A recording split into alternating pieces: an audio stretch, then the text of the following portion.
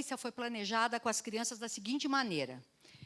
A gente trabalha normalmente com a proposta de sugerir que se faça uma produção inicial do gênero antes mesmo de ter acontecido algum ensino. Essa produção inicial é feita, claro, no caso, eu não vou pedir para as crianças escreverem sobre algo que elas não sabem, eu vou repertoriar em relação ao assunto, a gente vai ler um ou outro exemplo, mas a gente não vai ensinar do ponto de vista que a gente vai lidar apenas com os esquemas internos que as crianças têm e o que elas conseguirem assimilarem dessa apresentação. Os conteúdos que foram selecionados para trabalhar com essas crianças foi a segmentação em parágrafos e a coesão referencial, que é essa de retomada. Eu vou mostrar para vocês a produção inicial do Frederico. A produção inicial foi sobre jacaré de papo amarelo, que era um animal que eles estavam estudando, portanto, eles tinham informação, né? E o Frederico diz assim, o focinho achatado e a barriga amarelo, o tamanho dele é 2 do tamanho. Aonde? Olha esse aonde, por favor. Aonde ele mora, rio e lagoa. Os filhotes demoram 90 dias para nascer. A mãe cuida dos filhotes. Tá? Reparem que a professora tinha organizado, selecionado as informações numa ficha técnica, e o que ele basicamente faz é copiar a ficha técnica. Eu queria que vocês olhassem que ele já vai usando ponto, né, que ele vai lá separando os itens da própria ficha técnica. Agora, vocês vão ver um outro garoto, que é o Ian. Deixa eu mostrar aqui para vocês. O Igor. Está mais difícil, eu vou ler aqui para vocês. O Igor, ele escreve assim. Esse bicho tem um focinho achatado e largo. O macho tem 2 metros e a fêmea é menor. Aí ele coloca um ponto. Minúscula. É um parente distante das aves. Porque viveram milhares de anos, ou seja, é um pequeno dinossauro. Demora 90 dias para nascer. Tem dentes afiados, tem sangue frio, é encontrado na América do Sul, nos rios, lagos e lagoas, nas florestas tropicais. Comparando com o texto do Frederico, o texto o Igor começa melhor o trabalho, porque ele já, de fato, produziu um texto que tem unidade. E o que é uma coisa legal é que vocês percebem que ele sacou um pouco o maneirismo desse gênero, porque ele escreve assim, esse aqui é um parente distante das aves, é chique demais, né? Agora, a explicação que ele dá, porque viveram milhares de anos, ou seja, é um pequeno dinossauro, ele usou o maneirismo, só que do ponto de vista lógico, uma coisa não decorre da outra. Porque, certamente, o jacaré também viveu com plantas, porque isso também tinha muito tempo atrás. Quer dizer, o fato de ter vivido há muito tempo atrás não estabelece conexão para explicar para o leitor, porque ele é parente da ave. Mas o que é mais interessante é perceber que ele está... Lembram daqueles recursos estilísticos que eu apontei para vocês? Frases com que ele está usando. E aqui não teve aula disso no primeiro ano, vamos combinar, né? Porque as crianças ainda se alfabetizam no primeiro ano, né? Muitas. Bom, agora eu vou mostrar para vocês o texto final. Mas antes de mostrar o texto final, eu vou só voltar um pouquinho aqui. Não, isso aqui eu já fui para o texto final. Aqui. Como foi que a professora trabalhou, como é que ela foi trabalhando isso aqui? Segmentação em parágrafos. Porque como eles estavam com o livro, a professora ia lendo, e eles foram fazendo diferentes trabalhos. Era aprender a notação marginal, escrever alimentação, e nesse outro aqui, descrição do animal, nesse outro aqui, lugar onde ele vive. Aprender isso. Outras vezes, a professora dava textos fragmentados, cada grupo estava com um parágrafo, eles tinham que tentar pensar que tipo de informação tinha ali, qual era a natureza da informação, e aí a professora começava, gente, esse daqui começa com a descrição do bicho, quem é que tem esse parágrafo? E vai colocando lá. E, em seguida, vai falar da alimentação, vai colocando lá. E eles foram fazendo vários trabalhos desse tipo. Como eles tinham um livro, eles foram percebendo que tinham coisas recorrentes. Em todos tinha descrição, em todos tinha explicação por que eles são extintos, ou estão em processo de extinção. Perceberam que, em geral, o motivo da extinção aparecia normalmente no final do texto, com uma espécie de conclusão. Foram fazendo esse tipo de trabalho. Paragrafação. Reparem que a gente está trabalhando paragrafação do ponto de vista do processamento da informação. Porque a paragrafação é como eu organizo o texto para o leitor. Na hora que eu organizo esses blocos de informação, fica mais fácil para o leitor perceber que, ao mudar de parágrafo, haverá, certamente, uma informação que vai ser um subtópico daquele tema maior. Bom, coesão referencial, eles foram trabalhando para perceber que, às vezes, em lugar de escrever jacaré, aparecia réptil. Em lugar de escrever, quando eu estava descrevendo, e havia diferenças entre o macho e a fêmea, não escrevia o jacaré de papo amarelo, fêmea. Ficava só a fêmea, o macho, mas que não dava, por exemplo, para usar o macho no começo do texto, quando está falando das características gerais. Eles foram trabalhando isso. Então, agora eu vou mostrar... Oi, eu fui para o lado errado, tá? Me empolguei. Eu vou mostrar a produção final do Frederico. Então, vocês se lembram que o Frederico, ele escreveu... aquele texto em que praticamente ele copiou a ficha técnica. Eu vou ler porque está ruim para enxergar. Olha lá. Bom, agora é a tartaruga cabeçuda, que eu falei que passou por todo aquele problema de pesquisa coletiva. O texto é de produção individual, mas a pesquisa toda foi coletiva e colaborativa. Olha lá. A tartaruga cabeçuda tem um casco muito resistente e mede 1 metro de comprimento. Ela pesa até 250 quilos. As fêmeas cavam buracos para colocar os ovos na noite. Os ovos demoram até 45 aos 60 dias. Né? Esse ao dele lá, ele está invocado com isso. Põe ovos de 3 a 5 vezes ao ano. Ela se alimenta com camarões e caramujos e também algas. Ela é encontrada no Espírito Santo. Eu queria que vocês olhassem aqui, que esse Rio de Janeiro, isso não é a letra do menino, provavelmente é uma releitura que ele fez com a professora, ele deve ter se lembrado da informação, porque vocês veem que essa informação ela é colocada depois. E aí, ela mora no fundo do mar. A tartaruga cabeçuda está ameaçada por causa da poluição dos mares e da rede dos pescadores. Tá?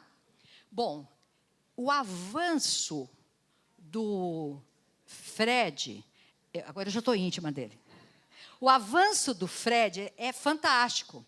Porque, veja bem, ele sai, o ponto de partida dele é um texto que não dá para chamar de texto, porque não tem unidade, e ele, de fato, costura essas informações. Se vocês forem olhar a silhueta do texto, ele faz o afastamento da margem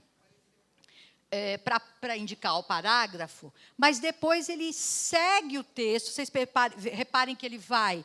A segunda linha ele escreve embaixo da primeira. Então, ele não conseguiu ainda, do ponto de vista da formatação, formatar o texto em parágrafos, mas se vocês forem olhar, quando ele parou em quilos ali, ele podia ter escrito esse as lá. Ele mudou de linha.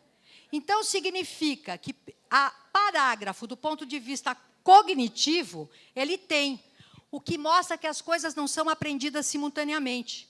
Aliás, vamos combinar que ele aprendeu o mais difícil. Tá?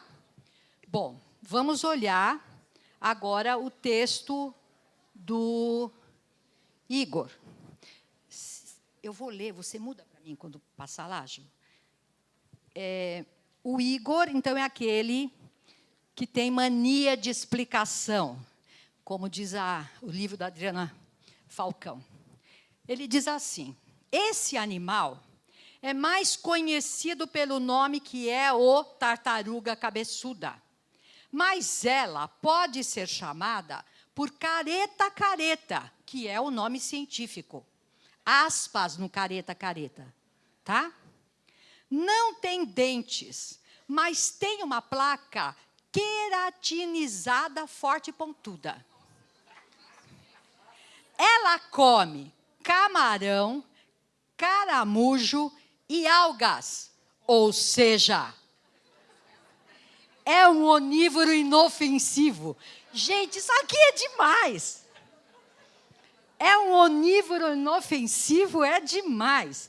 Agora, repara que esse ou seja é dele. A professora não... Reparem que a sequência didática, ela não explicou, não colocou isso como foco de trabalho. Mas as crianças expostas a um trabalho intenso, elas aprendem coisas que a gente não imagina que está ensinando, né? Seguindo. Ele é encontrado no Rio de Janeiro, Espírito Santo, na Bahia, nos mares. Ele tem casco de 1 metro ou 6 centímetros. Não é? É sensacional esse negócio. O que eu acho um barato é que ele não explica queratinizada, mas ele explica 1 metro ou 100 centímetros. Eu não cheguei a checar se ele estava estudando isso em matemática, sabe? Por quê? Isso eu sei que a professora fez. A professora falou que, nesses textos, os autores eram muito generosos com os leitores. Como eles sabiam que os leitores não conheciam, eles explicavam. E aí, é engraçado que ele explica um termo que deixa de explicar queratinizada e explica 1 metro. Seguindo. As patas da frente são maiores das de trás. E o macho tem unhas grandes. Então, ela tem unhas. Reparem que eles vão percebendo que tem um jeito de escrever, mas eles não dão conta de processar a informação, né? Bom, o casco tem nome. Em cima, carapaça, no ventre, plastrão. Bota 130 ovos por vez, que demora 45 a 60 para nascer. Nunca saem da água, só as fêmeas saem para desovar. Parênteses, para tirar os ovos. Ele gosta de explicar. Está ameaçado por causa da poluição dos mares, redes dos pescadores, muitos bebês não enfrentam o mar, casa e pessoas nas praias, e a mais temida é o acidente com embarcações. Bom, para mim, o fantástico, sinceramente, não é o texto do Igor, mas o fantástico para mim é o texto do Fred, porque o Igor é um pequeno escritor, tá? Ele é talentoso, ele já começou bem. O que eu acho fantástico é o que uma sequência didática pode fazer para crianças como Fred, que são a maioria, que é aqueles que, de fato, precisam aprender a escrever.